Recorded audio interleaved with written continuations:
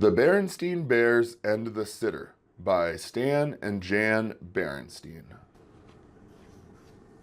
Mom and Dad are going out. Gramps and Gran are too. Who will stay home with the cubs? Just anyone won't do.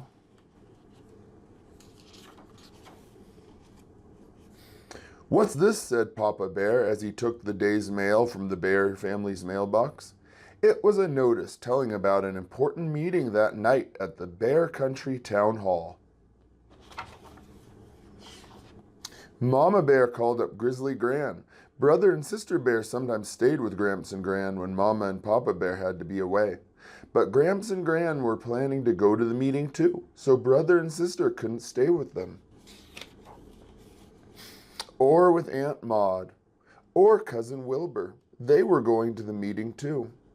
Why can't we go with you? Asked Sister Bear, beginning to get a little upset. Yeah, added Brother Bear.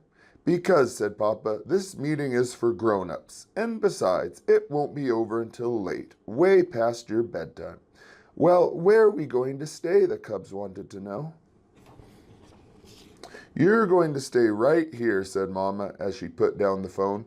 Alone? Asked Sister. Of course not, said Mama. I've arranged for a sitter. A sitter, said Brother.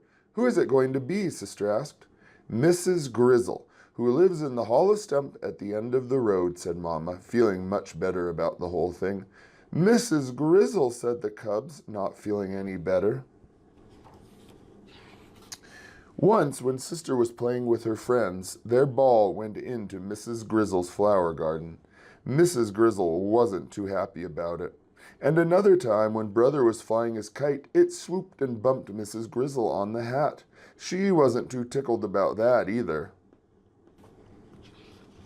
Later that evening, after the supper things had been cleaned up, Mama and Papa got ready to go to the town meeting. But who's going to scrub our backs? Read us a story and tuck us in, asked Sister, still a little nervous about the idea of a sitter. I understand Mrs. Grizzle has raised 7 cubs of her own, said Mama, putting on her hat, and I'm sure she's a perfectly good back scrubber, story reader, and tucker-inner.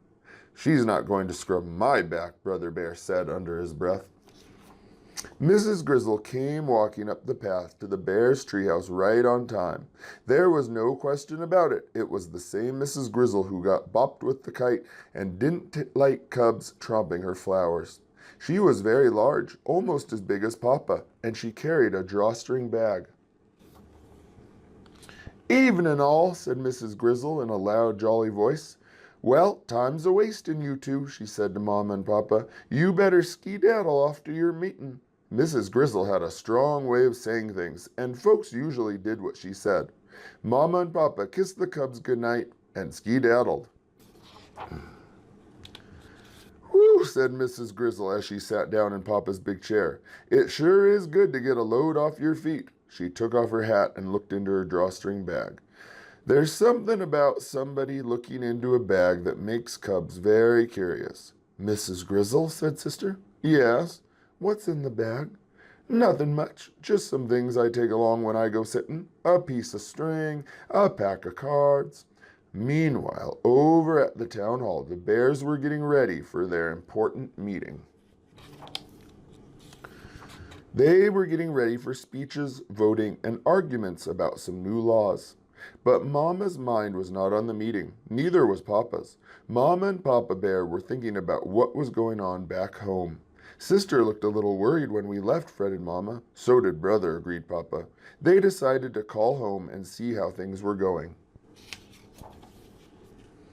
Things are going just fine, said Mrs. Grizzle. Brother and Sister can't come to the phone right now. They're busy playing cat's cradle. Have a good meeting, shouted the cubs. But they say to have a good meeting.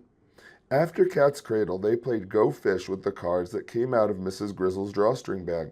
Then they played Tiddlywinks with a special set of winks that Mrs. Grizzle had made out of polished stones with a snail shell cup.